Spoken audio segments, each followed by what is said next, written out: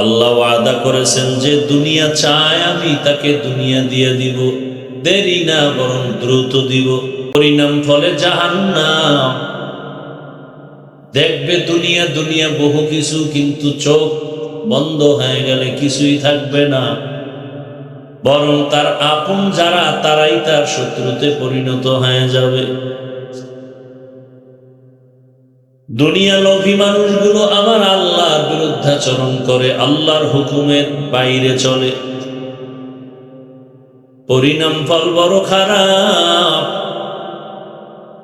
না দুনিয়া না আখিরাত কিছুই পেল না, সব হারিয়ে ফেলল। এর দৃষ্টান্ত আপনাদের নজরে অভাব নাই। ফেরাউন নামের পাপিষ্ঠ নিজেকে আল্লাহ বা খোদা দাবি করল,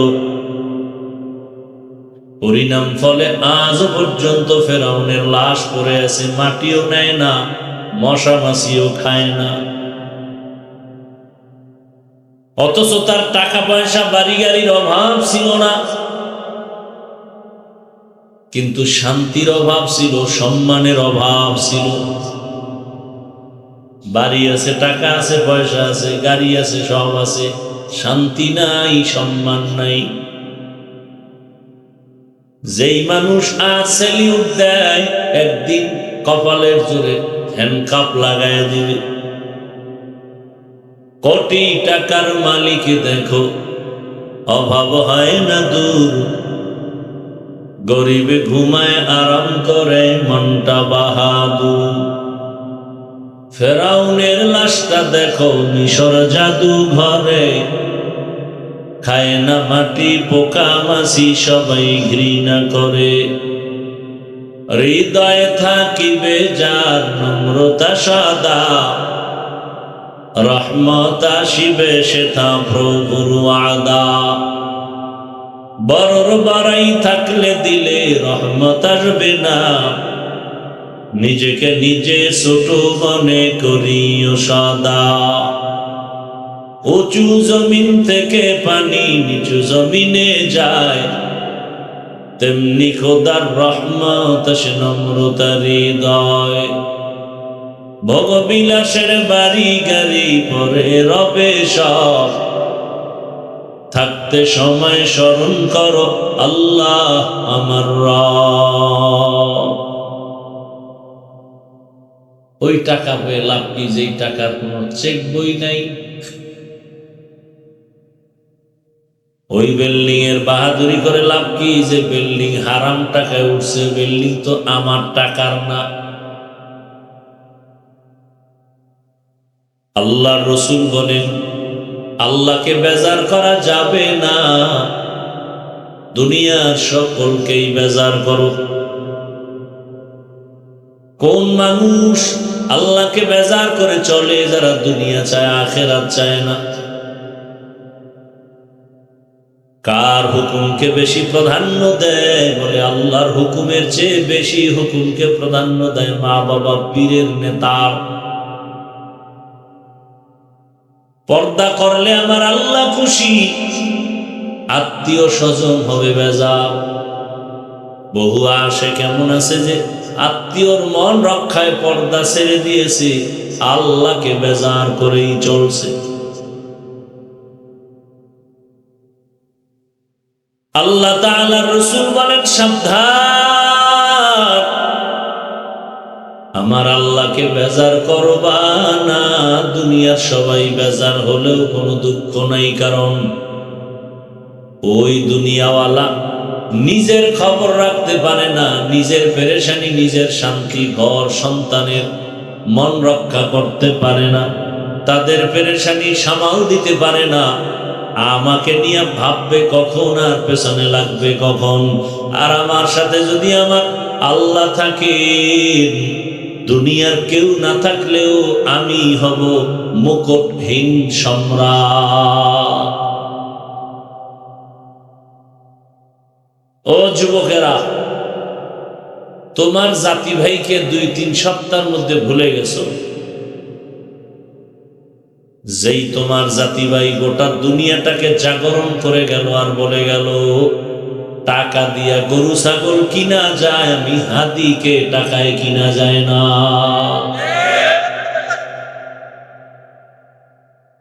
পশু টাকায় বিক্রি হয়, মানুষ টাকায় বিক্রি হতে পারে না। কেমন যুবক আর তুমি কেমন যুবক? ওই যুবক রাস্তা দিয়ে হাঁটে, মানুষ এসে সে টাকা দেয়, 50,000 টাকার বান্ডিল দেয়, ব্যাংক অ্যাকাউন্টে কোটি কোটি টাকা জমা। আর তুমি এমন চরিত্রের যুবক,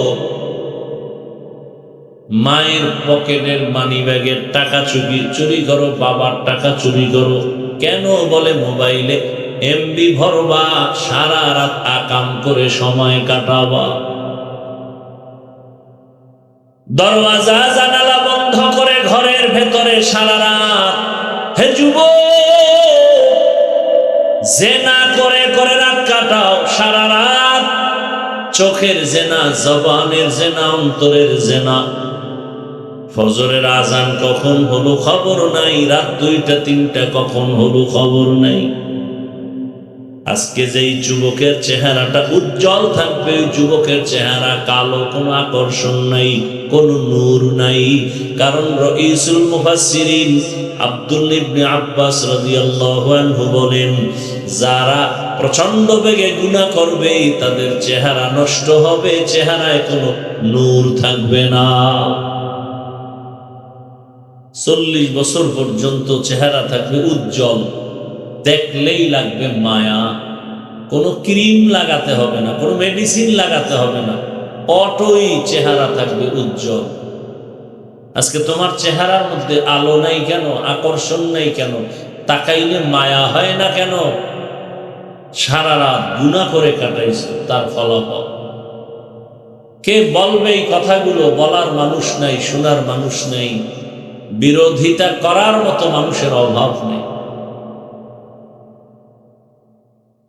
तुकु जाओ सुन्नते अहमद को जा, तुमको जाओ सुन्नते अहमद को जा, बा मुहम्मद कैबुअद निस्बत तोरा मन अहब्बा सुन्नती कौले रसूल मजदाए का नमाई हम कुन कबूल।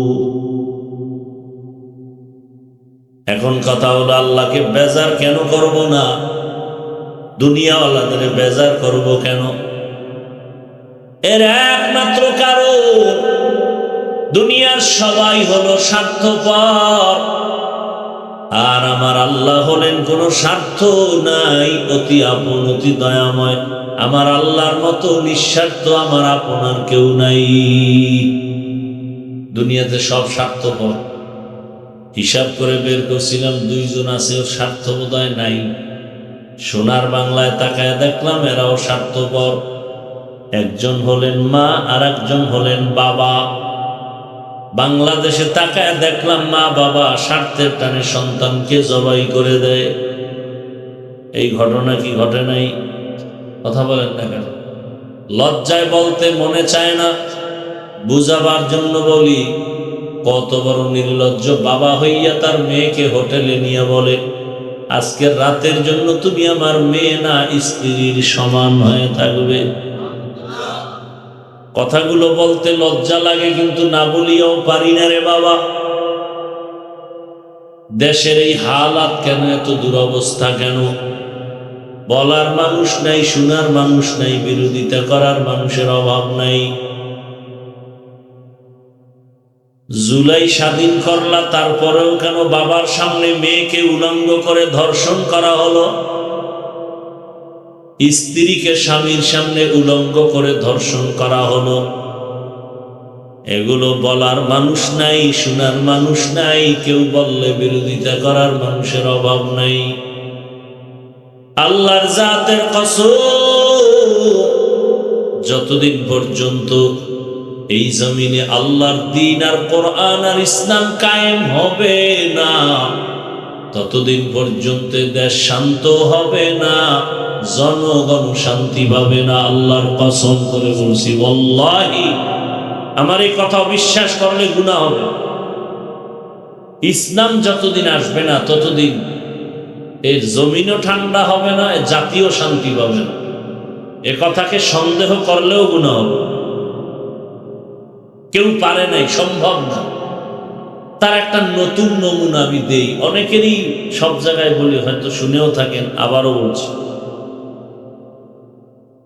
এই যে এত বিশাল এখানে প্যান্ডেল,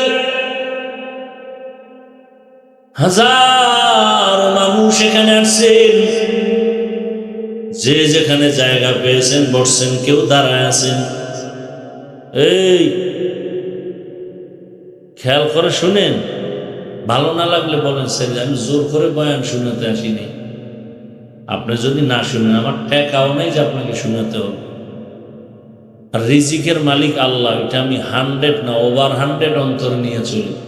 পিপিলিকার খানা কে দেন? তো সে আল্লাহ আমাকে দিবেন না?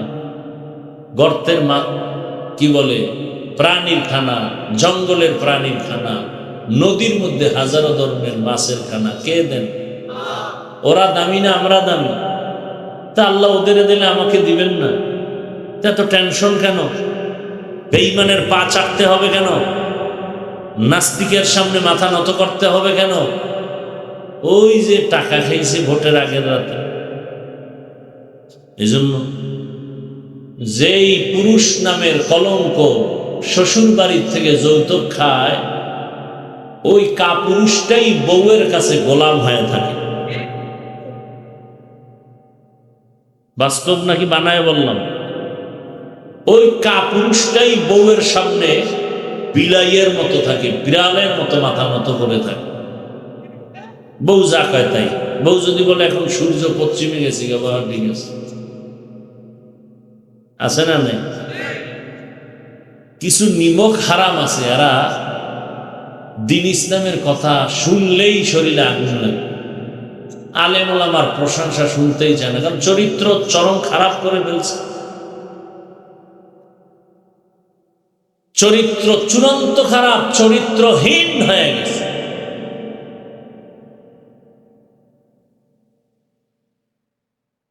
কুকুরকে যদি হাজি বিরিয়ানি এনেও খাওয়ান, বলবে আমার আসল জায়গায় পৌঁছতে হবে, না হয় পেট ঠান্ডা হবে।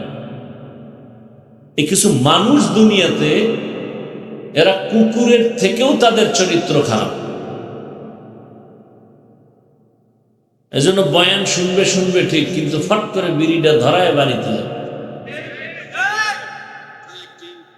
মোনাজাতের পরেও বিড়ি, বয়ানে আসার সময়ও বিড়ি। টান দিতেই হবে। দুনিয়াতে যদি বহু আকাম আছে, তবে ফাও আকাম যদি থাকে, বিড়িটা নইল ফাও আকাম, যেটার কোন লাভ নাই। মদ পান করার মধ্যে এটাও আকাম, তবে লাভ আছে। মদ পান করলে শরীরে একটু শক্তি, এনার্জি হয়। কাপড় চুপড় খুইলা টুইলা বউরে মা কয়া ডাকবে। কি আপনাদের দেশে কি আবার কেউ মদ পান করে জিকির করে? তা মদ পান করারও একটা লাভ আছে। বিড়ি টানলে লাভ কি বলেন? চেহারা সুন্দর, ঠোঁটগুলো গোলাপের পাপড়ির মতো লাল হয়। কি হয়? এই বিড়ি খরেরা, তুঙ্গ ঠোঁট যেমন কালো, তুঙ্গ কলিজা আরো বেশি কালো।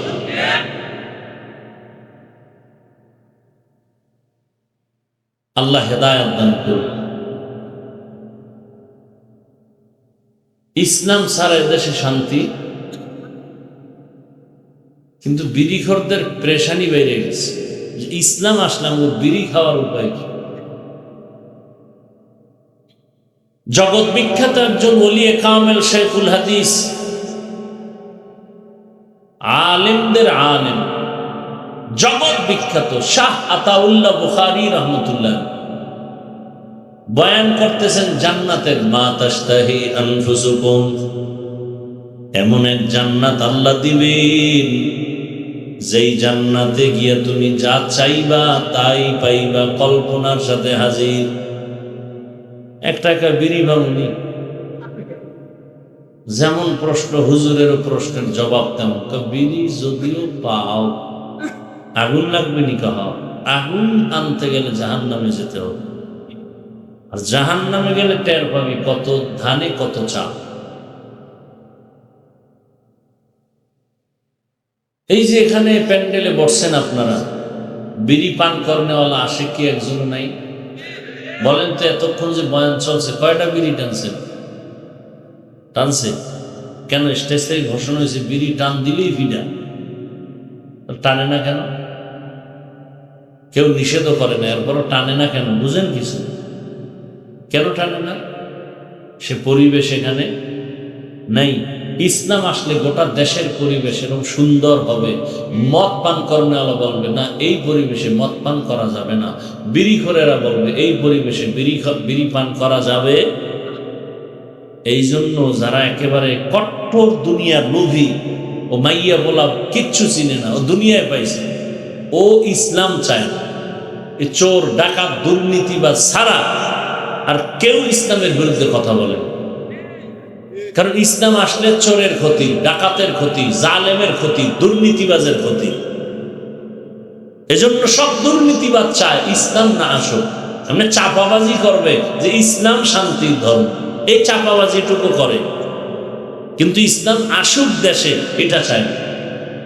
কেন? আসলেও চুরি চলবে না, দুর্নীতি চলবে না, আঙ্গুল ফুলে কলা গাছ হতে পারবে না। আছে না নেই? আল্লাহ হেদায়াত দান করুন। তো দুনিয়ার সবাইকে বেজার করা যাবে, আল্লাহকে বেজার করা যাবে না। কারণ দুনিয়ার সবাই স্বার্থপর, আল্লাহ এমন দয়ার মালিক যার কোনো স্বার্থ নাই। এই যে এত সুন্দর একটা প্যান্ডেল, এতগুলো মানুষ, যে যেখানে বসা আছেন, দাঁড়ানো আছেন, চুপচাপ, কোনো আওয়াজ নাই। এরকম একটা মানুষের সমাগম যদি আপনাদের অত্র এলাকার কোনো কোটিপতি বাহাদুর যদি চাইতো, আমি এতগুলো মানুষ আলাদা আঙ্গিকে দুনিয়ার জন্য ডাকবো, তাহলে তার প্রথম করণীয় কি? এই মানুষগুলোকে আসা যাওয়ার ফ্রি গাড়ি দেওয়া লাগতো। কি দেওয়া লাগতো? ফ্রি গাড়ি দিলেও কিন্তু এই বেহেশতি মানুষ আসতো না, গাঞ্জাখোরেরা লাইন দিত। এরপর আসার পরে কি করতে হইতো? এদের জন্য ভিআইপি চেয়ার। কথা ঠিক না? আপনাদেরকে ফ্রি গাড়ি দেওয়া হয়েছে, বসার বিছানা ভিআইপি। পৃথিবীতে এর থেকে নিকৃষ্টতম নরমাল থার্ড ক্লাসের বিছানা আর নাই। কিন্তু এই নরমাল বিছানায় বৈশাখী কারো অন্তরে কষ্ট আছে? বড় কঠিন চিন্তার বিষয়। আর এই তাদেরকে, নেতা সাহেবদেরকে ভিআইপি চেয়ার, আবার ফাঁকে ফাঁকে নাস্তা, প্যাকেট কম পড়লেই চেয়ারের বাড়ি, বাতাসে চেয়ার উড়ে। আমি দেখলাম কেমনে, ওই দলের মধ্যে কুলাঙ্গারেরা লাইভ দেয়, লাইভ দিয়া পায় দেখেন আমগো দলের মানুষ কত বড় বেয়াদব, আমরা কত বড় বেয়াদব। চিন্তা করেন, নিজেদের মধ্যে টুকটাক তর্ক বিতর্ক হয়, এটা আবার লাইভ দিয়া গোটা জাতিকে দেখায়, দেখেন আমরা কত বড় নাম্বার ছাড়া বেয়াদব। আবার এই মানুষগুলোকে নিয়ন্ত্রণ করার জন্য পুলিশ, র্যাব, পাওয়ার থাকলে আর্মি, এরপরও ভয় পাইলে সর্বশেষ নিয়ে আসে কুত্তা। কি? কারণ মানুষ বেঈমানি করবে, কুকুর বেঈমানি করবে না। আপনারা বিবেক দিয়ে তাকায় দেখেন, এতগুলো মানুষ যে আপনারা দাঁড়ানো বসা নিয়ন্ত্রণের জন্য কত টিম পুলিশ আছে, র্যাব, আর্মি। এইটা চিন্তার বিষয়, কিন্তু আপনি ফাও মনে করেন না, কঠিন চিন্তার বিষয়। যে যেখানে বসা আছে, কে ভিআইপি, কে নন ভিআইপি, কে ধনী, কে গরিব, কে আলেম, কে মূর্খ, কে বড়, কে ছোট, সব একাকার। টাকা দান করছে, পাবে দূরের কথা, নাস্তাও নাই, নিজের পকেটের টাকা দিয়ে আসছে, ভাড়া দিয়ে আসছে, হাঁটিয়ে আসছে, নগদ কিছু পাবেও না। এই মুহূর্তে সব এমন ভাবে তাকায় আছে, বসে আছে নীরব। টেলিফোন আসলো, টেলিফোনটা রিসিভ করবে না, কেটে দিবে, আবার দিছে আবার কাটবে, আবার দিলে আবার কেটে ফেলবে।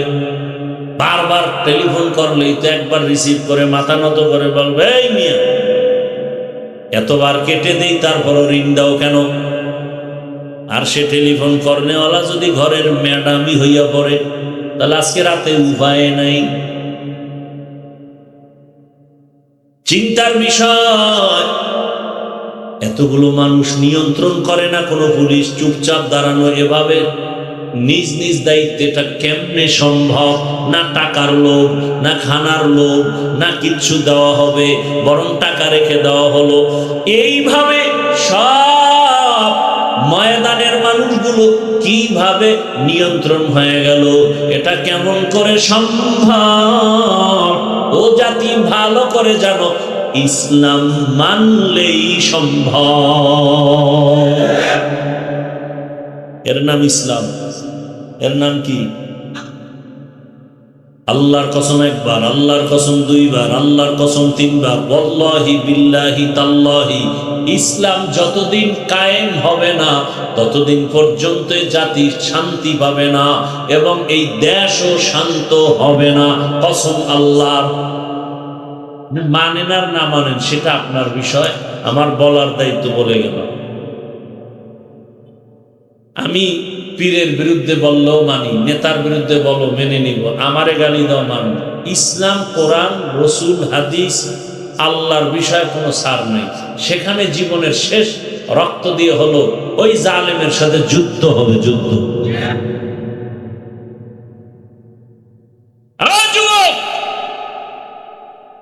তোমার রক্ত কি এখনো গরম হয় নাই? গোটা দুনিয়াটা জাগরণ করে গেল তোমার জাতি ভাই সেই যুবক।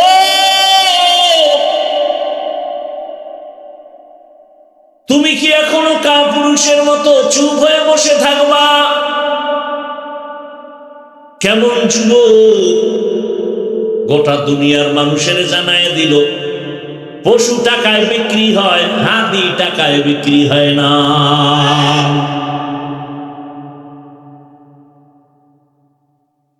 তুমিও যুবক, তোমার জাতি ভাই সেও যুবক, রাস্তা দিয়ে হাঁটে আর মানুষ এসে এসে টাকা দেয়।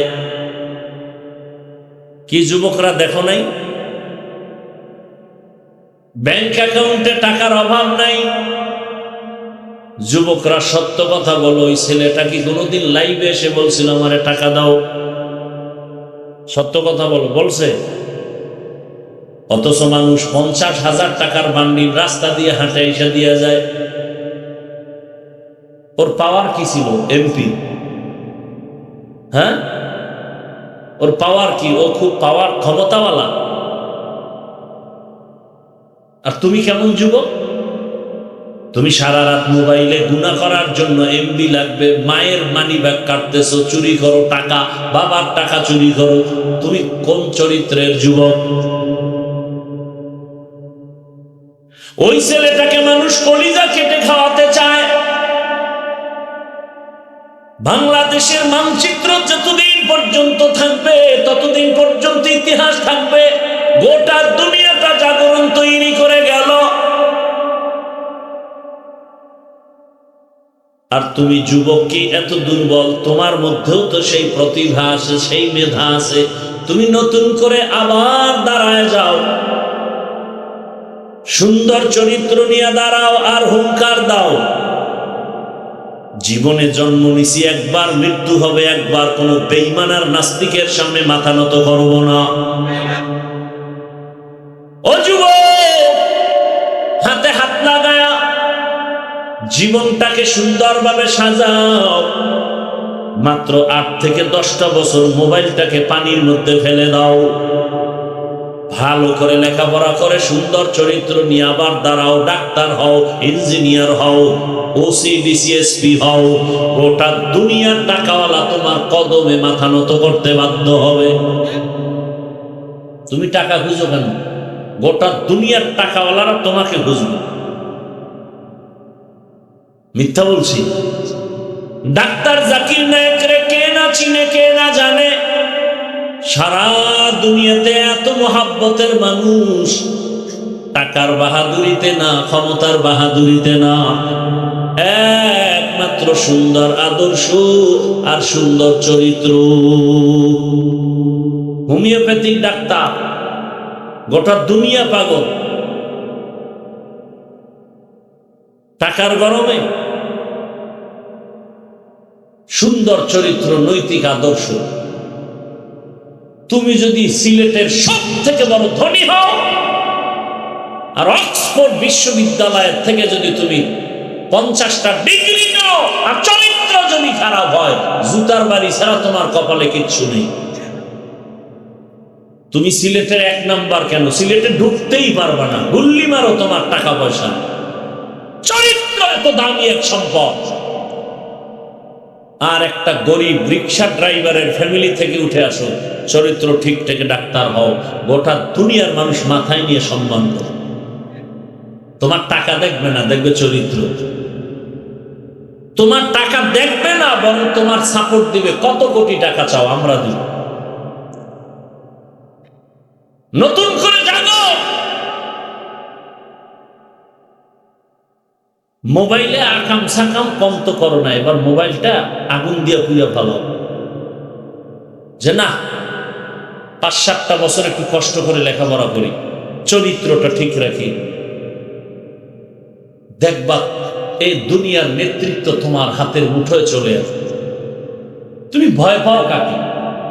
তোমার চরিত্র ভালো, সব চরিত্রহীনেরা তোমাকে ভয় করবে। চোর ডাকাত তোমাকে ভয় করবে, তুমি চোরকে ভয় করো কেন? কিসের অভাব? হ্যাঁ, তোমার চরিত্রের অভাব। মা বাবার সাথে তোমার ব্যবহার ভালো নাই, এ কারণে তোমার কপালে শান্তি আসবে কিনা তুমি নিজেই ভয়ে আছো। অনুরোধ করে বলি যুবক বাবারা, বৃদ্ধ বাবাজি, পর্দার আড়ালের মা বোনেরা, অনুরোধ, সুন্দর চরিত্র নিয়ে লেখাপড়া করে doctor, engineer, professor, OCD, CSP হও। জীবন খোদার কসম সফল হবে, চূড়ান্ত সফল। শুধু সিলেটে না, গোটা দুনিয়াতে তোমাকে চিনবে, সম্মানের সাথে সবাই স্মরণ করবে। এর সাথে তোমার সুন্দর চরিত্র, পাশাপাশি 3 জায়গার দোয়া লাগবে। 3 জায়গার দোয়া না থাকলে চূড়ান্ত সফলতা আসবে না। ওই 3 জায়গার দোয়ায় যেমন তুমি দামি, আবার বড় দোয়া লাগলেও তোমার জিন্দেগি মরার আগে পঙ্গু। মনে রাখো কথাগুলো। 1 নাম্বার জায়গা মা বাবার দোয়া, দ্বিতীয় হলো শিক্ষকের দোয়া, তৃতীয় হলো উলামায়ে কেরাম, মুরব্বী, আল্লাহওয়ালাদের দোয়া। এই 3 জায়গার দোয়া নিয়ে ডাক্তার হও, জীবন সফল। এই 3 জায়গার দোয়া নিয়ে যদি তুমি প্রফেসর হও, জীবন সফল। আর এই 3 জায়গার সাথে যদি বেয়াদবি করে নেওয়ার বরদোয়া চলে আসে, তুমি মরার আগেই বিছানায় পঙ্গু হয়ে কাঁদতে হবে, মরার আগেই। ওই মা বাবার দোয়া ছাড়া কোনোদিন সফলতার দরজা খুলবে না। শিক্ষকের দোয়া ছাড়া, নেক নজর ছাড়া লেখাপড়ায় সফলতা আসবে না। উলামায়ে কেরামের দোয়া ছাড়া এই জমিনের মধ্যে তোমার সম্মান আর চরিত্র সুন্দর হবে না। আজ বাংলাদেশে যতটা অশান্তির বেড়াজাল দেখো, একমাত্র উলামায়ে কেরামদের সাথে বেয়াদবি করার ফলাফল। এজন্য নবী বলেন, আল্লাহকে বেজার করিও না, আর তোমার জীবনটা ইবাদতে কাটাও। ওয়ামা খালাকতুল জিন্না ওয়াল ইনসা ইল্লা লিয়াবুদুন। নবীর তরিকায় জীবন চালাও, নবীর আদর্শ মতো চলো, কথা বলো, খানা খাও, জীবন ধন্য হয়ে যাবে। ও আমার যুবক বাবারা, এতক্ষণ যে আমি বয়ান শুনাইতেছি, একবারও কিন্তু বলি নাই আমার মতো হুজুর হয়ে যাও, স্কুল ছেড়ে মাদ্রাসায় যাও, তাবলিগে যাও, পীরের কাছে যাও, একবারও বলি নাই। বরং আমি বারবার বলি, তুমি জেনারেল লাইনে পড়ে ডাক্তার, ইঞ্জিনিয়ার, প্রফেসর হও, আর আমার রসুলের আদর্শের মালা গলায় লাগাও। ও ও যুবক বাবা, তুমি নিজে একটু সাপোর্ট দিয়া বলো, সাক্ষী দিয়া বলো না। তোমার লাইনে কত যুবক স্কুল কলেজে পড়িয়াও নামাজিওয়ালা দাড়িওয়ালা আসেনি বলো? তোমার কপাল ওই 3 জায়গার কোন একটা বরদোয়া লাগছে না হয়, তুমি পারো না কেন? তোমার মতো যুবক র্যাব, আর্মি, পুলিশ, বিডিআরের চাকরি করে নামাজি অভাব নাই। তোমার মনটাকে প্রশ্ন করো, তুমি কেন পারবা না? তোমার মতো জেনারেল লাইনের মানুষরা রাস্তায় গাড়ি চালায়, 5 ওয়াক্ত নামাজ পড়ে, বলো বাবা তুমি পারো না কেন? নদীর মধ্যে মাছ ধরে নামাজ পড়ে, কৃষি কাজ করে নামাজ পড়ে, ওসি ডিসি এসপি নামাজি আছে না নাই? তোমার কপাল কেন এত খারাপ? তুমি কেন পারো না রে বাবা? অনুরোধ করে বলি, এখনো ঘুরিয়া দাঁড়াও, চরিত্র ঠিক করে আগাও। ঢাকা কলেজে গিয়া দেখো কত ছাত্র কলেজে ক্লাস করে, মাথায় পাগড়ি, বড় দাড়ি, বড় জামা, মনে হয় কোনো মসজিদের খতিব, অথচ আরবিও ভালো করে পারে না। এইভাবে ক্লাস করে কলেজের ভেতরে। বলো তুমি কেন পারবা না? ও পর্দার আড়ালের আম্মা জানেরা, বোনেরা, আপনার মতো কত মা কত বোন এখনো আছে, এই এলাকায়ও আছে পর্দাওয়ালা নামাজি নাই? আপনাদের এলাকায় নাই? ভিন্ন মা বোনদের বলি, ও মা বোন, মার্কেটে মার্কেটে ঘুরিয়া ঘুরিয়া বেপর্দায় চলিয়া বেগানার বদনজর লাগাইয়া নিজের ক্ষতিও করলেন, আর ওই বদনজর চরিত্রহীন লোকটাকে অন্তরের জিনায়ও লিপ্ত করাইলেন। আপনার চেহারাটা দেখবে স্বামী, বেগানারা দেখবে না। দেখলে ও অন্তরে আপনার চেহারার দর্শন নিয়া অন্তরে অন্তরে জিনার কল্পনা করবে, জিনার কল্পনা। এজন্য আল্লাহ নিজে বলছেন কিয়ামতের দিন অন্তরের বিচার হবে। ইন্নাস সামআ ওয়াল বাসারা ওয়াল ফুআদ কুল্লু উলাইকা কানা আনহু মাসউলা। এরে আম্মা জানেরা, আপনার মতো কত মা এখনো আছে মোবাইলে সময় নষ্ট করে না, স্বামীর মাল খেয়ানত করে না। আপনারা কেন পারবেন না? এরে আম্মা জান, আপনারা তো সেই ধন্য নারী, আপনাদের গর্ভ থেকেই তো এই দুনিয়ায় আল্লাহওয়ালা সন্তান আসছে, সাহাবায়ে কেরাম আসছে, আম্বিয়ায়ে কেরাম আসছেন, আব্দুল কাদের জিলানী আসছেন। আপনার মতো মায়ের গর্ভ থেকেই তো শাহজালাল দুনিয়াতে আসছেন, শাহপরান, শাহ মখদুম, শাহ আলী, খান জাহান আলী দুনিয়াতে আসছেন। এরে আম্মা জান, বেগানার নজর যত লাগাবেন আপনার গর্বের উপরে আসর লাগবে খারাপ। কারণ নজরের মধ্যেও বড় ঝামেলা আছে। বদনজর লাগাইয়া গাছের ফল নষ্ট করে দেয়, বদনজর লাগাইয়া বাচ্চাকে অসুস্থ বানায় দেয়, আছে না নাই? এই বদনজরে পড়িয়া কত মানুষ সুন্দর জীবনটা হঠাৎ করে অসুস্থ বিছানায় পড়ে যায়, আর জীবনে সুস্থ হয় না, শুধু বদনজরের এত রিয়াকশন। অতএব অনুরোধ করি মা বোনেরা, আল্লাহ সন্তান দিয়েছেন, এই সন্তানটাকে আদর্শবান ডাক্তার বানায় যান। দেখবেন আপনি চলিয়া গেল, সন্তান ডাক্তার হইয়া রুগী দেখবে, আজান হলে নামাজে যাবে, নামাজ পড়ে তেলাওয়াত করবে, মা বাবার জন্য দোয়া করবে। আম্মা জান, আপনার কপালটাও ভালো হবে, সন্তানের জীবনটাও ভালো হবে। এখনো সময় আছে, তওবা করেন। আমার মাওলাকে মনে মনে বলেন, হে আল্লাহ, জীবনে তো বেপরদায় কম চলি নাই, আজকে থেকে তওবা করলাম, আর বেপরদায় চলবো না, নামাজ ছাড়বো না, আর মোবাইলে সময় নষ্ট করব না, স্বামীর মাল হেফাজত করব।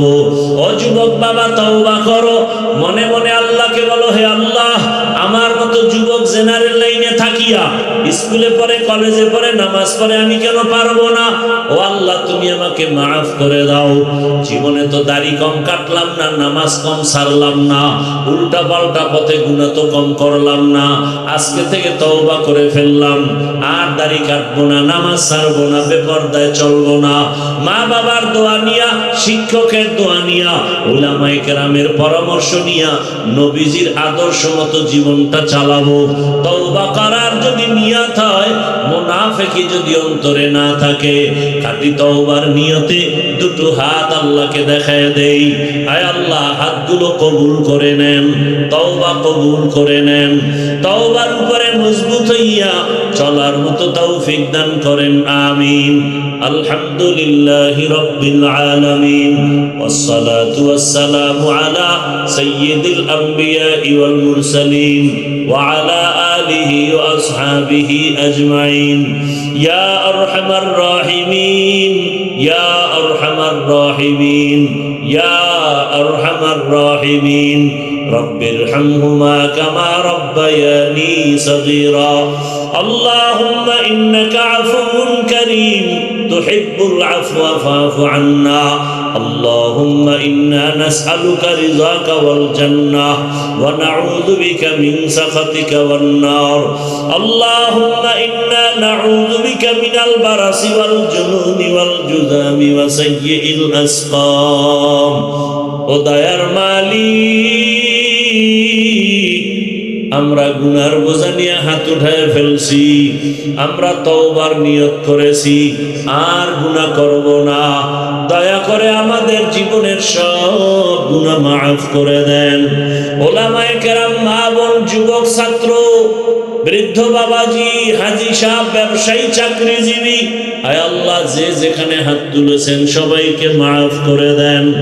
মাহফিল কবুল করে নেন, মাদ্রাসা কবুল করে নেন, আয়োজনকারী, সহযোগিতা, দান সদকাকারীদের কবুল করে নেন। মা বোনদের পর্দাওয়ালা আবেদা বানায় দেন, সন্তানগুলো নেককার বানায় দেন। আয় আল্লাহ, ঘরে ঘরে সুন্নতের আমল চালু করে দেন, পরস্পরে মোহাব্বত বাড়ায় দেন।